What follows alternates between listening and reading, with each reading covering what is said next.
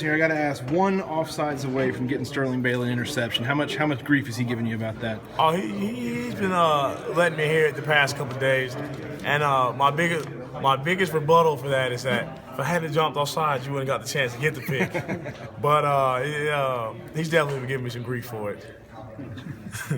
When you were being recruited, it was perceived to be between Georgia and Alabama. Why'd you pick Georgia? I really picked Georgia because I had more of a home feeling about Georgia. It was closer.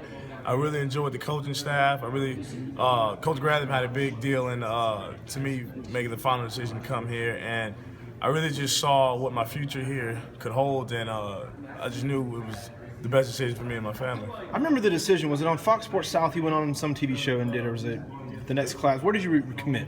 I committed.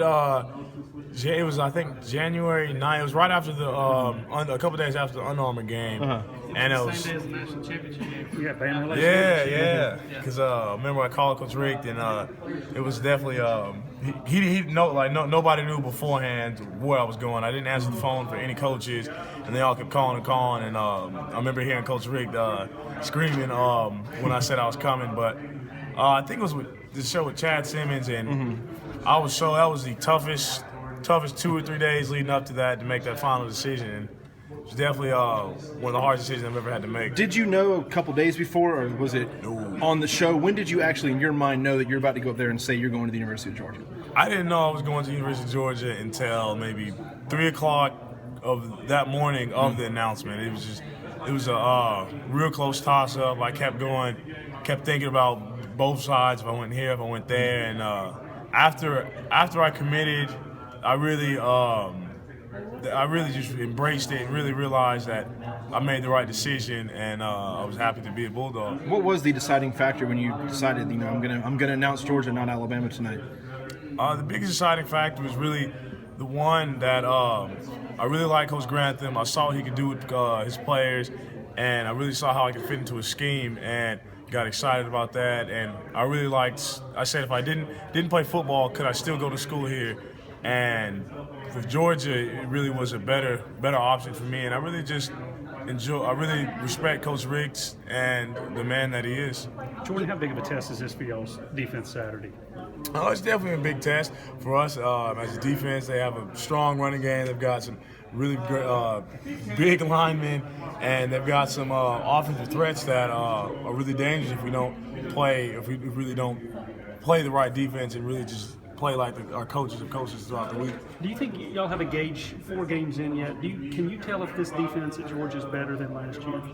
I mean, I guess some people can say that, but I mean, we really can't. I mean, it's just two different defenses. I mean, and we've done things totally different in the offseason from last year to this year. And I mean, I just know we've got some competitors on this defense, and we've got guys that really bought in they're selfish people. What is different then? Because it's the same coordinators last year. What would you say? What are y'all doing that's so different from the other?